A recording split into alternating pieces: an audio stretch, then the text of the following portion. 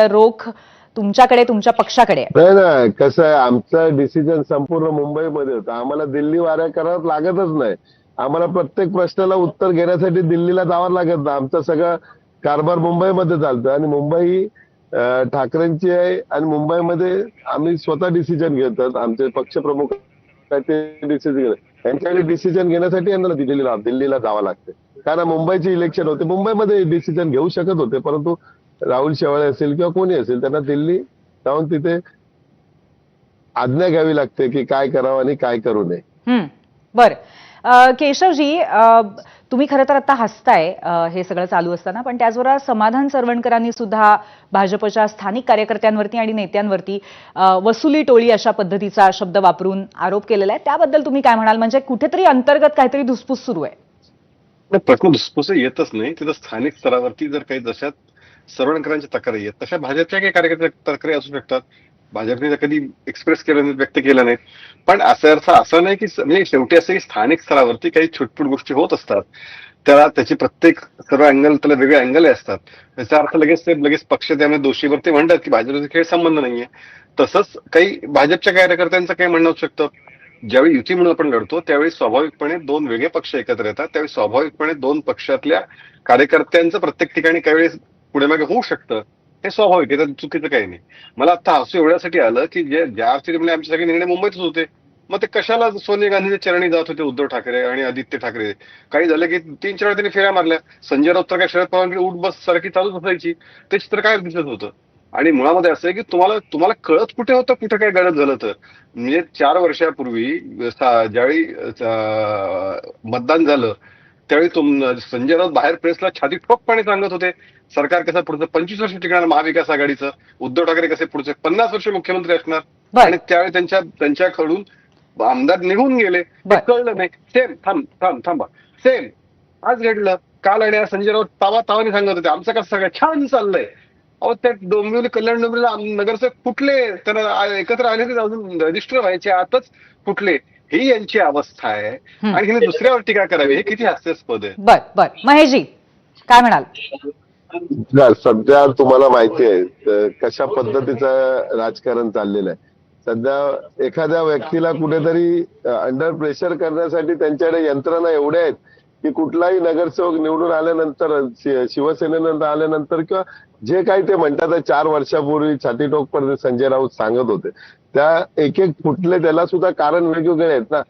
तर त्यांना सुद्धा माहिती आहेत की संजय राऊतांना 100 दिवस ठेवलं, त्याच्यापेक्षा कितीतरी व्यवहार झाले. संजय राऊत ऐकले नाही, त्यांच्या प्रेशरमध्ये आले नाही म्हणून त्यांना 100 दिवस. पण महेशजी, आता कल्याण डोंबिवलीमध्ये तुमचे 4 नगरसेवक नॉट रिचेबल आहेत आणि त्यांच्याशी संपर्क होत नाहीये, म्हणजे ते सुद्धा फुटलेच असं दिसतंय ना. सध्या कल्याण कसं त्यांच्या म्हणून म्हटलं ना, प्रेशर टॅक्टिक जोरात चाललंय त्यांची. त्यामुळे ते जरा आमचे नगरसेवक म्हणजे आपले नगर फुटले तर प्रेशरवर फुटले, हे कुठली पद्धत आहे? म्हणजे असं आहे की आपल्या आमदार त्यावेळी 50 आमदार आणि तुम्ही गेल्या वेळेला मनसेचे जे नगरसेवक घेऊन गेले ते काय होतं? ते मनाने होते, ते मात्र मनाने आले होते. नाही, पण नॉट रिचेबल तर नव्हते ना आमचे. तुम्ही उघड पळवले. नाही, मुळात आज रजिस्ट्रेशन झालं याचं कल्याण डोंबिवली, त्याच 11 पैकी 7 जण आले, 4 जण आलेच नाही. नॉट रिचेबलचा विषयच नाही, त्यामुळे 4 रजिस्ट्रेशन आलेच नाही. आणि ज्यावेळी मनसेचे तुम्ही पळवले त्यावेळी त्यावेळी ते मात्र दिलजमाई झाली होती, स्वतःच्या मनाने आले होते. मला असं वाटतं की हा ढोंगीपणा उभाठाचा जो आहे त्याच्यामुळेच त्यांना लोक सातत्याने नाकारतात. बोला महेशजी, बोला थोडक्यात सांगा. बघा त्या दिवशी मागे सुद्धा 4 वर्षापूर्वी जे पळाले आमच्याकडनं इकडनं, समजा उद्धव साहेबांकडनं, त्यावेळी सुद्धा काय ते स्पष्टता नंतर एकेकांनी तोंडातून, प्रत्येकाच्या तोंडातून बाहेर आलं कशा प्रकारे यांना अंडर एस्टिमेट केलं किंवा काय. कालपर्यंत आमच्या इथे सर्वांकरच घ्या ना, सकाळपर्यंत ओरडत होते आणि दुपारी संध्याकाळी परत पळाले. म्हणजे त्यांच्या छातीत दुखायला लागला, त्याच्यानंतर ते हॉस्पिटलला गेले. म्हणजे सगळा ढोंगीपणा कोणी केला ते सगळ्यांना माहिती आहे ना. पुरी मुंबई जाणते किंवा महाराष्ट्र जाणते कशा पद्धतीने झालंय ते राजकारण. बर, शीतलताई, सरवणकरांच्या या मुद्द्यावरती तुमचं काय म्हणणं आहे? त्यांनी केलेले आरोप पटतायत तुम्हाला? पूर्वीताई, एक लक्षात घ्या, त्यांनी आरोप हा भाजप पक्षावर नाही केलाय, तर भाजपमधले काही काही कार्यकर्त्यांवर केलेला आहे. आणि मला जसं केशवजी म्हणाले की ही निवडणूक आम्ही युती म्हणून लढलो आहोत, परंतु काही स्थानिक पातळीवर अशा काही गोष्टी झाल्या असतील, काहीतरी एकमेकांमध्ये बेबनाव झाला असेल, कुठे काही पटलं नसेल, तर याच्या संदर्भातली माहिती घेऊन नक्कीच आमचे दोन्ही वरिष्ठ नेते याच्यावर चर्चा करतील.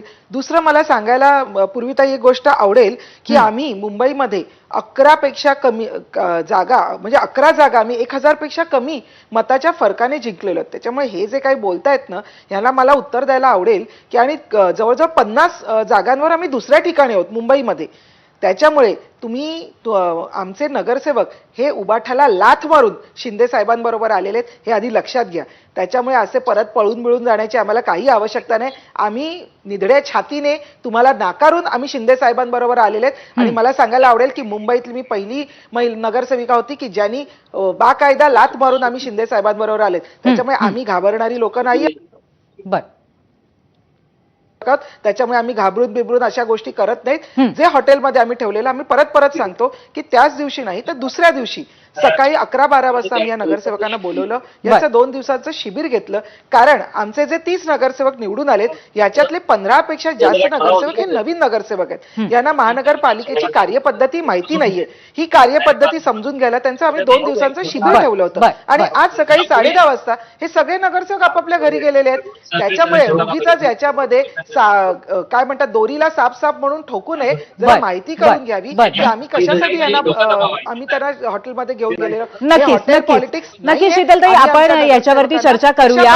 या सगळ्या ह्याच्यामध्ये तुमचं जे टायमिंग होतं त्याच्यामुळे या चर्चेला जास्त ऊत आलेलं आहे. या संदर्भामध्ये आपण महेशजींचं उत्तर घेऊच या, पण त्याचबरोबर भाजपचे नेते सुद्धा दिल्ली दरबारी तक्रार करतायत अशी चर्चा आहे शिंदे सेनेची. त्याबद्दलही चर्चा करणार आहे. एक छोटासा ब्रेक घेऊया. पाहत रहा एबीपी माझा.